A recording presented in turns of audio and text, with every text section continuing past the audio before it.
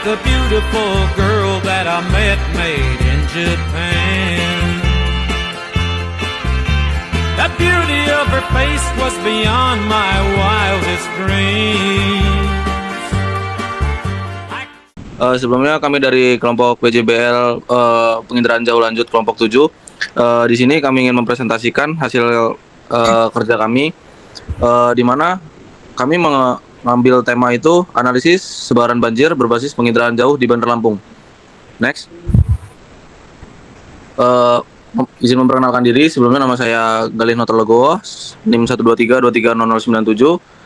Dan teman-teman saya, yang pertama itu Alicia Vega, NIM 123230096, dilanjut Eka Ayu Sukmaya Sari 1232300100, dan Rizky Katami 123230120. Next.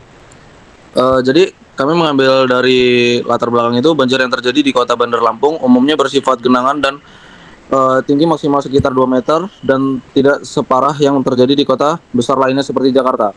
Banjir yang terjadi sangat menghambat aktivitas masyarakat, banyak sarana dan prasarana yang tidak dapat digunakan, dapat menimbulkan berbagai penyakit pasca banjir, menimbulkan kerugian harta benda, bahkan dapat menelan korban jiwa. Peran penginderaan jauh di sini dalam analisis sebaran banjir adalah penyedia, memproses, dan menganalisis data citra satelit untuk mengidentifikasi, memetakan luas dan distribusi genangan banjir secara spesial. Next. Jadi rumusan masalahnya itu, yang pertama, faktor yang mempengaruhi terjadinya banjir di Bandar Lampung. Yang kedua itu bagaimana pemanfaatan penginderaan jauh untuk memetakan banjir. Yang ketiga itu bagaimana pola sebaran wilayah rawan banjir. Tujuan dari penelitian ini yang kami buat dari kelompok kami itu, yang pertama mengidentifikasi faktor-faktor penyebab banjir. Yang kedua itu menganalisis wilayah rawan banjir menggunakan penginderaan jauh. Yang ketiga itu menghasilkan peta sebaran kerawanan banjir di Bandar Lampung. Next. Oke, selanjutnya akan dijelaskan oleh saya sendiri. Yang pertama ada alat dan bahan. Yang pertama itu ada laptop atau komputer. Jadi kegunaan laptop dan komputer ini di sini digunakan untuk pengolahan citra satelit, permodelan gradient browsing, serta pembuatan peta hasil analisis. Yang kedua ada Google Earth Engine untuk mengunduh, memproses, dan membuat komposit citra Landsat 8 serta indeks NDVI. Yang ketiga ArcGIS, yaitu analisis spasial, integrasi data, hasil klasifikasi, dan pembuatan peta tematik. Yang keempat adalah Microsoft Excel, itu adalah pengolahan pemberian bobot dan skor. Yang kelima ada Microsoft Word, penyusunan laporan. Berikut ini adalah bahannya. Yang pertama ada citra Landsat 8 beserta resolusi yang dipakai serta sumber datanya, yaitu SGS atau Google Earth Engine. Jadi kegunaan dari citra Landsat 8 adalah untuk mendeteksi kerapatan vegetasi menggunakan NDVI. Yang kedua adalah bahan curah hujan. Jadi dia resolusi yang dipakai adalah 1 tahun. Sumber datanya adalah Search atau Google Earth Engine untuk mendeteksi intensitas curah hujan. Yang ketiga adalah batas administrasi Kota Bandar Lampung, resolusi spesialnya vektor 1:50.000. Jadi sumber datanya diambil dari Inageo Portal dan digunakan untuk pemotongan. Yang keempat adalah kemudian lereng, resolusinya 8 meter, sumber datanya Demnas. Yang kelima, tutupan lahan, resolusinya 1:50.000, sumber datanya Rupa Bumi Indonesia, digunakan untuk mengetahui jenis tutupan lahan di wilayah penelitian.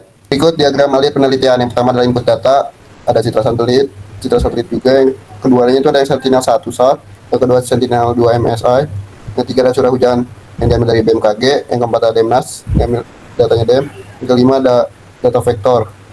Lalu ada proses data, yang pertama ada kalibrasi radiometrik, koreksi geometrik, masking awan, spectral filtering, dan clipping area. Lanjut pengolahan data, yaitu ekstraksi badan air, deteksi genangan, klasifikasi tutupan lahan, yang terakhir overlay. Lanjut analisis, yang keempat analisis sebaran banjir, analisis luas genangan, analisis elevasi dan kemiringan, analisis hubungan curah hujan dengan genangan. Outputnya itu peta sebaran banjir, statistik luas genangan, hasil analisis dan pembahasan, yang terakhir kesimpulan dan rekomendasi.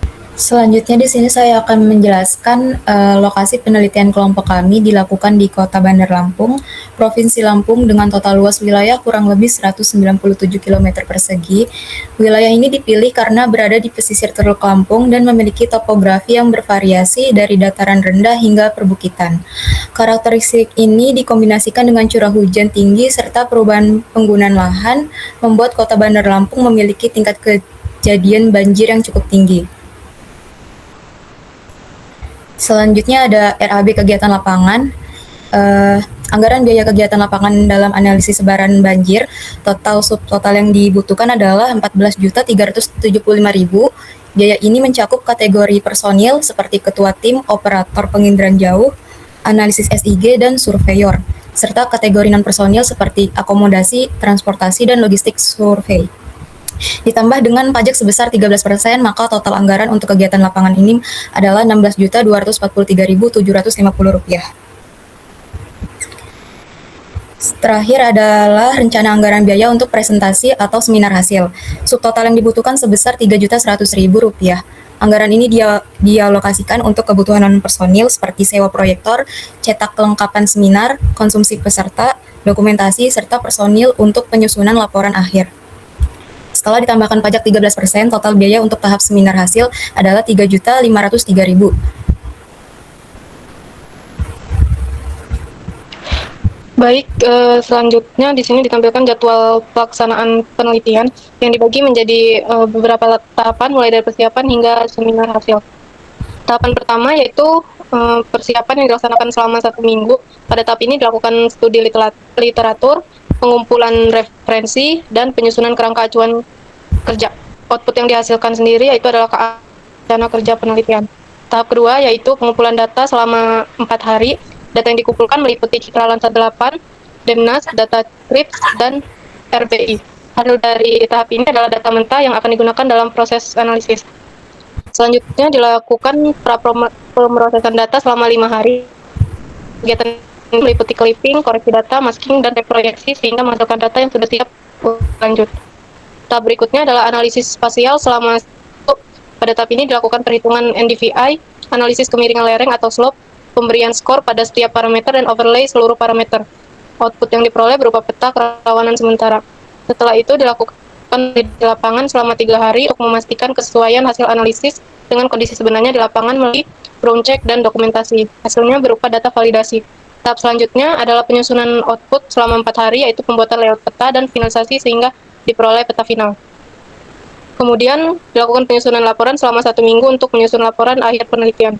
Terakhir adalah seminar hasil selama 2 hari yang meliputi presentasi hasil penelitian serta revisi berdasarkan masukan yang diberikan. Output akhirnya berupa presentasi dan laporan akhir yang telah disempurnakan. Dan untuk jadwal pelaksanaannya, yang pertama untuk pada minggu ke-1 dilaksanakan studi literatur dan penyusunan KAK-nya. Lanjut pada minggu 1 dan kumpulan data yang meliputi Landsat, Demnas, CRIPS, dan RBI-nya. Lalu di minggu keduanya itu juga dilakukan pemrosesan data dan clipping-nya. Lalu lanjut ke minggu 3-nya dengan NDVI dan parameter. Minggu ketiganya itu juga dilaksanakan validasi dan ground check lapangan serta dan peta final yang dilanjutkan ke minggu 4. Lanjut untuk penyusunan laporan pendahuluannya itu ada di minggu ke-1, lanjut ke minggu kedua dan 3, penyusunan laporan akhir, serta persiapan seminar profesi dan seminar hasil dan revisi di minggu ke-4.